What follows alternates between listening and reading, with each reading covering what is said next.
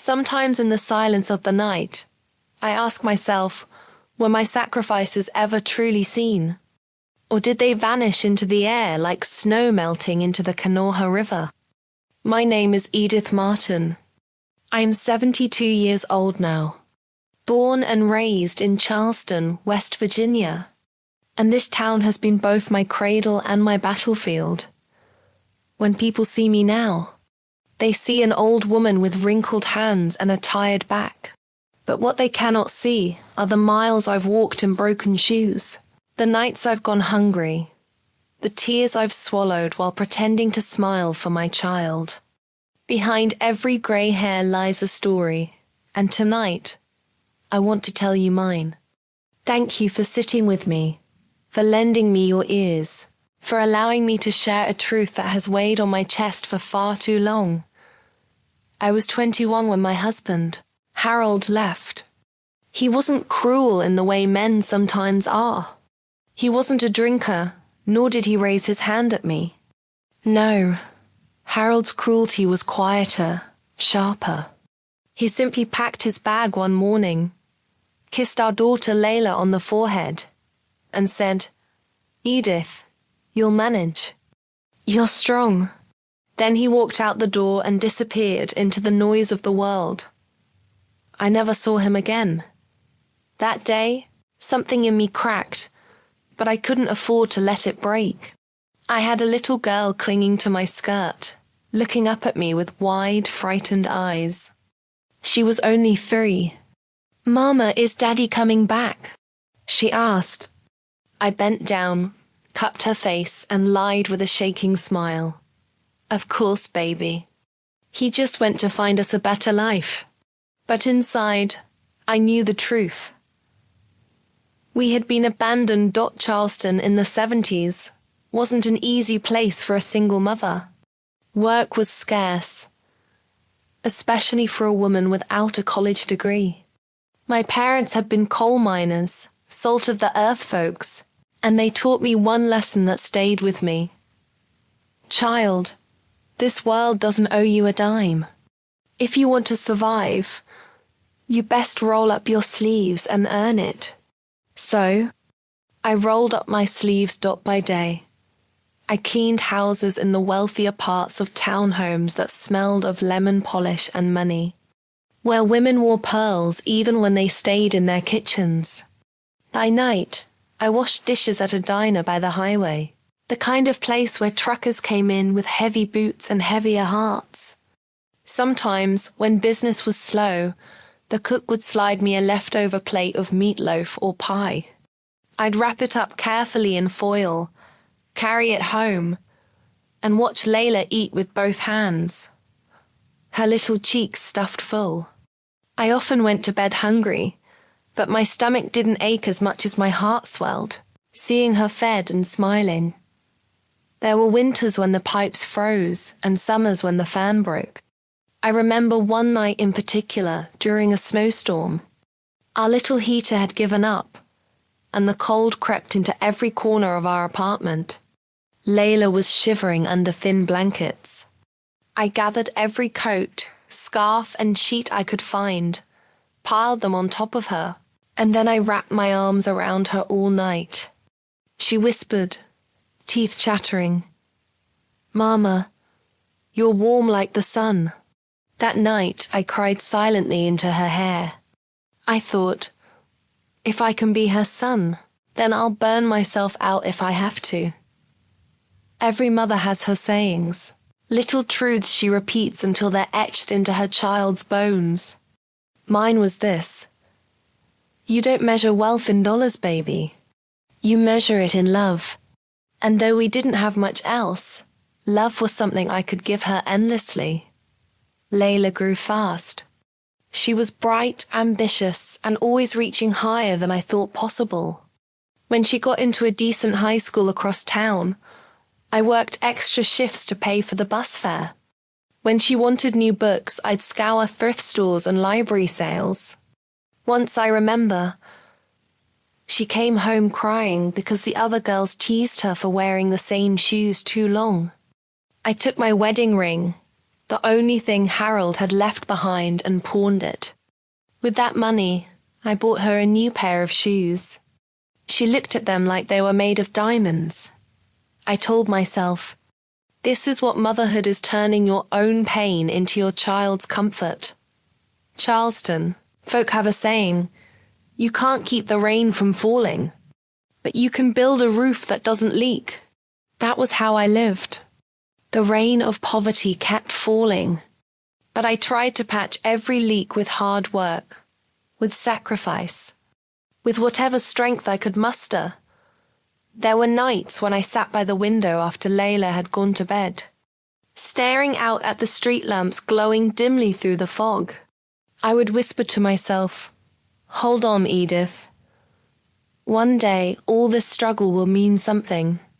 One day, she'll see what you gave, and she'll be proud of you. But I also carried a quiet fear in my chest, a fear I never admitted aloud. The fear that when she grew up, when she stepped into the bright lights of success, she might look back at me and see not the mother who built her wings, but the weight she had to escape. That fear grew as she did. When Layla turned 16, she got a scholarship to a summer program out of town. I remember standing at the bus station, waving as she leaned out the window, face glowing with excitement. I was proud, but the pride was tangled with something else, an ache, an emptiness, as though a piece of me was driving away in that bus. Neighbors would sometimes say, Edith, you've done a fine job. That girl's going places. And I would smile and nod, but inside I thought, yes, but will those places still have room for me? I don't know when I first noticed the distance. Maybe it was when she came home from college for Thanksgiving and seemed more interested in her phone than my stories. Or maybe when she started dressing in polished suits, speaking with a sharper, faster tone, like the world outside Charleston had taught her to run instead of walk. But I told myself it was just part of growing up. Children outgrow their parents' arms, I thought, but never their parents' hearts. Now. At 72, I look back on those years like chapters in a book I both cherish and grieve. I gave my all, poured every drop of myself into raising Layla. And yet, here I sit, wondering if those sacrifices were invisible, if they melted away like snow into the river. Because my story, our story, doesn't end with the sacrifices.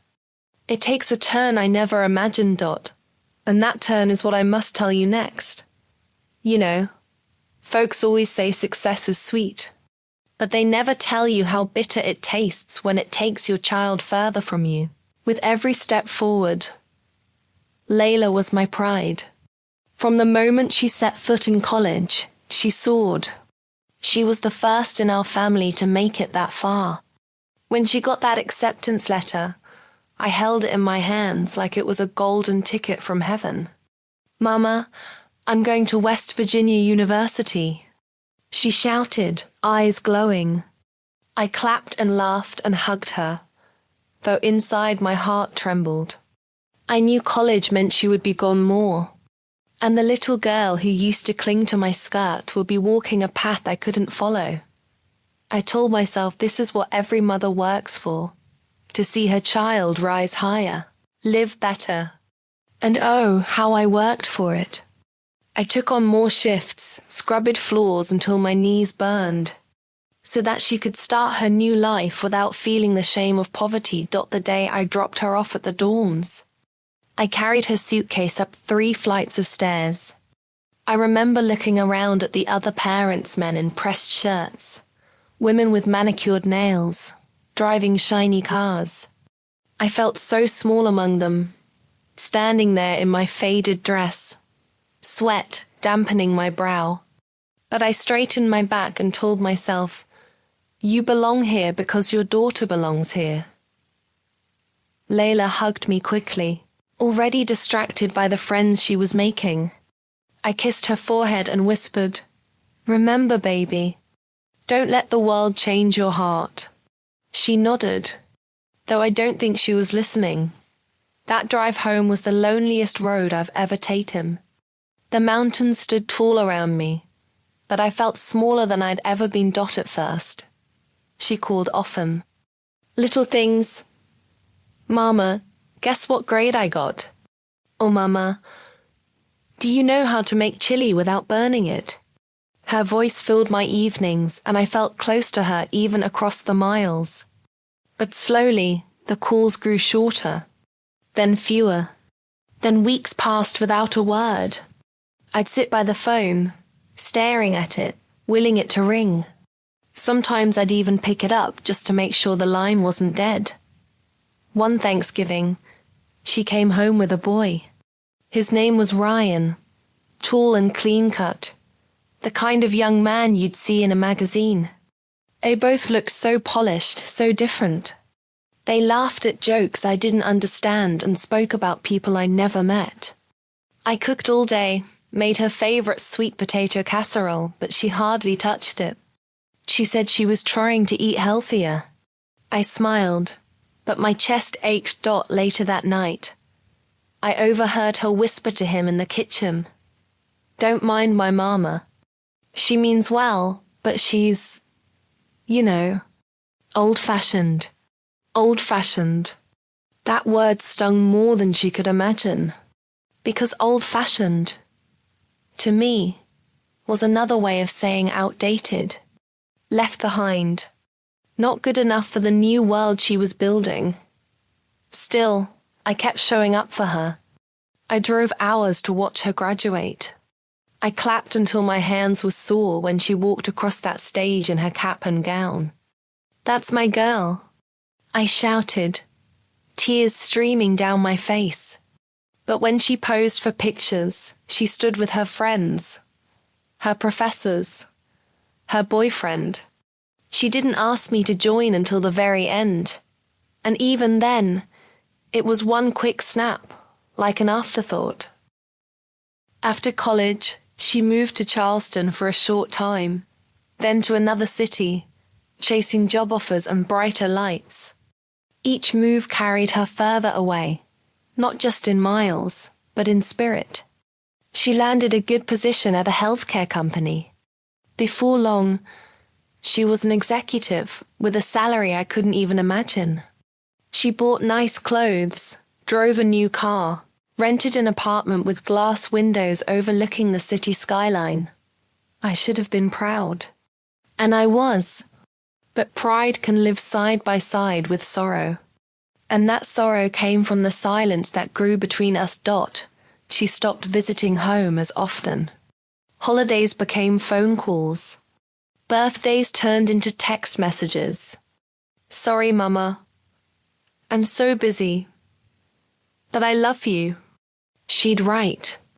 I'd sit there holding that phone, staring at the words, and wonder, can love live without presence? Can it survive on words alone? There's a saying we use here in West Virginia. You can't milk a cow from the barn next door, meaning you can't expect closeness without being close. And that was the truth eating at me. 1 year. She brought Ryan, now her fiancé, back to Charleston. I tried so hard to make them feel welcome. I polished the old silverware, cooked a feast, even borrowed a neighbor's tablecloth because mine was too worn. But throughout dinner, she corrected the way I spoke, laughed at my old idioms, rolled her eyes when I asked about her job at one point. She leaned close and said softly, Mama, could you not mention how hard things were when I was a kid? Ryan doesn't need to hear about all that. It's embarrassing. Embarrassing. That word cut me to the bone. My life, our life, everything I endured to raise her. Everything I sacrificed embarrassing. I didn't argue. I just nodded, swallowed the lump in my throat, and excused myself to the kitchen. I stood there alone, staring at the sink full of dishes, listening to their laughter from the next room. My hands trembled as I washed the plates. The water was warm, but I felt cold inside. That was the first night I realized something terrible. My daughter wasn't just drifting away. She was ashamed of me, and yet I loved her still. I kept hoping that time would soften her, that one day she'd look back and see the truth of who I was, of what I gave. But life has a cruel way of testing a mother's heart. When she announced her wedding, I was overjoyed. I imagined walking her down the aisle, hugging her at the reception, dancing with her to a country song. But when I asked about it, she hesitated. Then her words fell like stones. "Mama, I think, maybe it's best if you don't come. It's not that I don't love you, but, well, you don't really fit with the crowd. It's a big event, very elegant, and I don't want anything." Awkward. She might as well have stabbed me. I sat there, staring at her, my lips trembling. "But baby, I'm your mother," I whispered. She looked away, fidgeting with her ring. "I just don't want drama. Please understand. Understand." That's what people say when they're asking you to swallow pain for their comfort. Went home that night and cried harder than I ever had. The walls of my little house seemed to close in, the silence deafening. I thought back to the winters when I wrapped her in coats, the nights I skipped meals, the years I worked until my hands blistered. And now, when her life was blooming, there was no room for me in it. Still, I couldn't stay away. I was her mother. How could I not go? On the day of the wedding, I put on my best dress, a simple navy blue one I had saved for church. I brushed my thinning hair, clasped my old pearl necklace, and took the bus to the church where the ceremony was held. I slipped into the back pew, heart pounding, tears already gathering. I watched her walk down the aisle, radiant, beautiful. My heart swelled with pride and then shattered when she glanced my way, and her face froze. She turned her eyes quickly, pretending not to see me at the reception. I tried to approach her, to hug her, but when I did, she looked right through me. She placed her hand on Ryan's arm and said, "I don't know who this is." Those words broke me in ways I cannot explain. My own daughter, flesh of my flesh, denying me in front of strangers.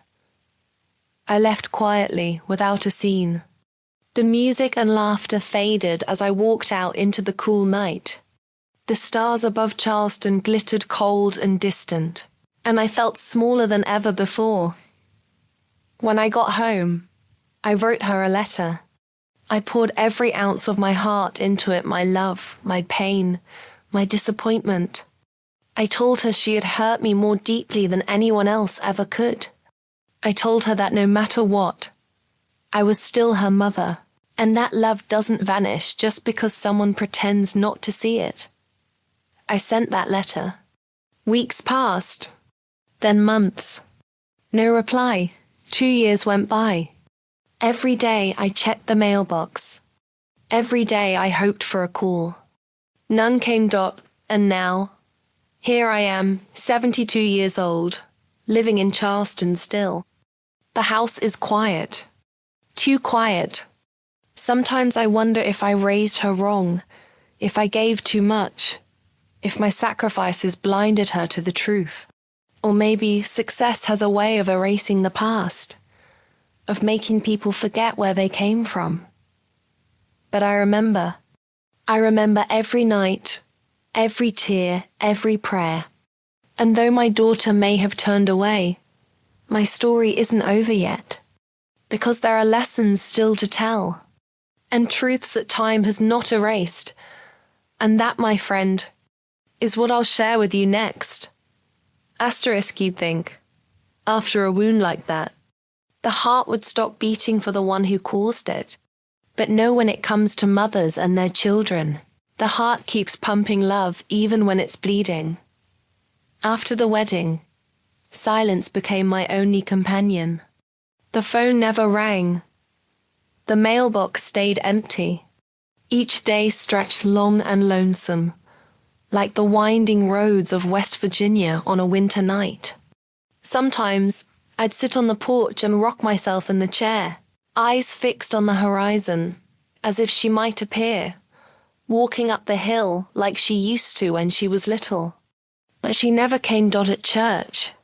Folks would ask about her. "How's Layla doing up there in the big city?"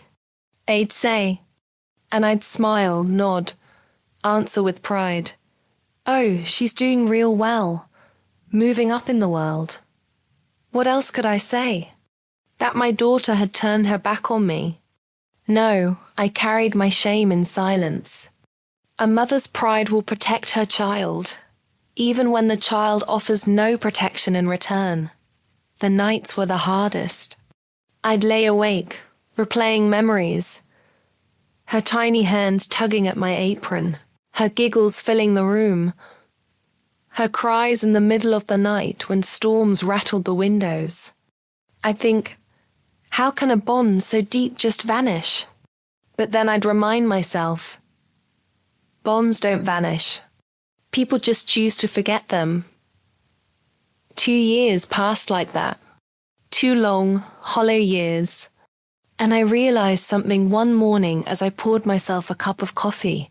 I was waiting for a door that was never going to open again.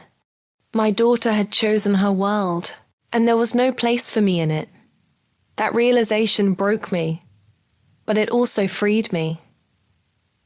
There's a saying in these hills, a bird that won't come back to the nest ain't yours to call anymore.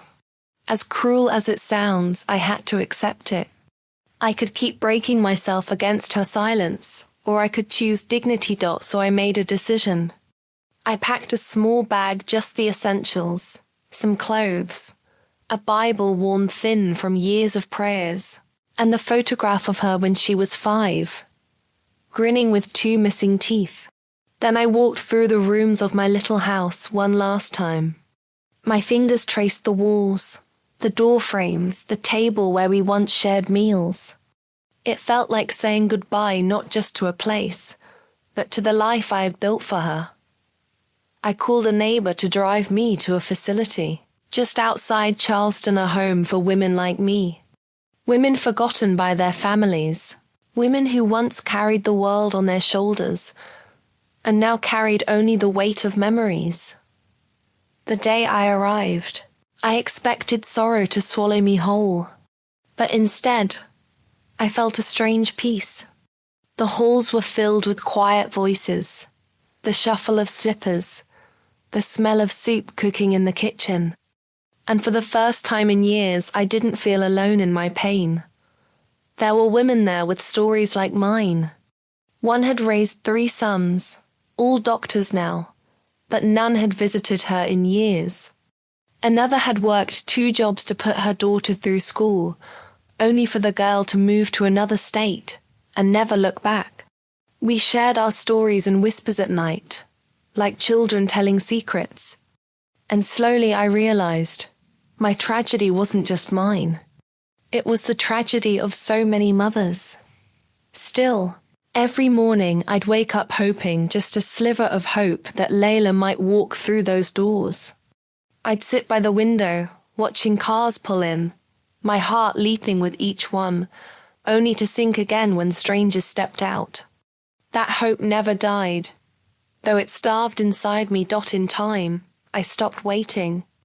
Not because I stopped loving her, but because I couldn't let my life end in a posture of begging. I had given her everything I could. She chose another path, and I had to choose mine. So I chose to live, even here, even now. I started tending the little garden behind the home. Tomatoes, beans, a patch of marigolds for color.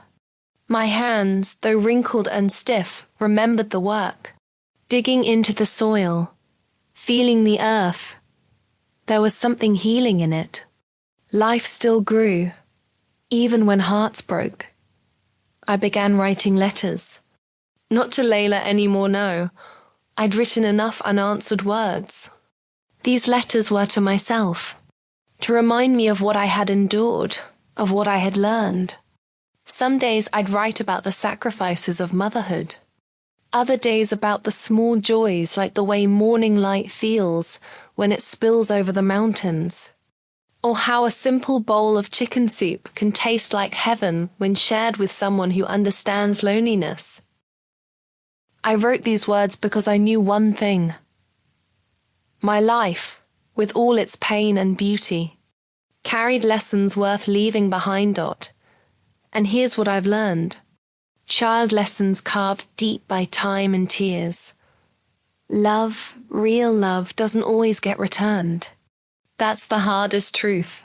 You can pour yourself out for someone, give them your youth, your strength, your everything, and they may still walk away. But that doesn't mean your love was wasted. Love is never wasted. It shapes you, even when it breaks you. Another thing. Success can blind people. It can make them forget the roots that held them steady while they grew. But you can't force someone to remember. All you can do is keep your own dignity intact. Don't beg for love that should come freely. Don't shrink yourself to fit into someone else's pride. And maybe the most important lesson, forgiveness isn't about them, it's about you. I forgave Layla, not because she deserved it, but because I couldn't carry the poison any longer. Forgiveness is setting down a heavy load you've been dragging and walking a little lighter, even if your back is still bent from the years of carrying it. I don't know how many days I have left, but I do know this. I will not spend them in bitterness. I will laugh with the women here, share stories, plant seeds, watch them grow. And when my time comes, I will go knowing that I gave the best I had, even if the world didn't give it back. Sometimes at night, when the moonlight spills through my window, I still whisper her name. Leela. I say softly, as if calling her one more time. Maybe she'll never hear it, but maybe, just maybe, the love carried in my voice will find its way to her heart, wherever she is. And if she ever remembers me, if she ever feels the weight of what she lost, I hope she understands one thing. I never stopped loving her, not for a single moment, but my story isn't hers anymore. My story is mine, and though it's marked with sorrow, it's also filled with a strength I didn't know I had, the strength to let go, to live on, to hold my head high even in the face of rejection. So if you're listening, if you've ever felt forgotten, remember this. You are more than the love you lost. You are more than the child who turned away, more than the silence that fills your nights. You are a whole story, rich with lessons and beauty, even in the pain. That's what I've learned in 72 years on this earth. That's the truth I carry with me as I walk these halls, as I tend my garden, as I wait for the end with dignity instead of despair. And if my daughter never comes back, well, so be it. I will go to my rest knowing I loved fully, gave deeply, and stood tall in the face of heartbreak. Because at the end of it all, that's all a mother can do.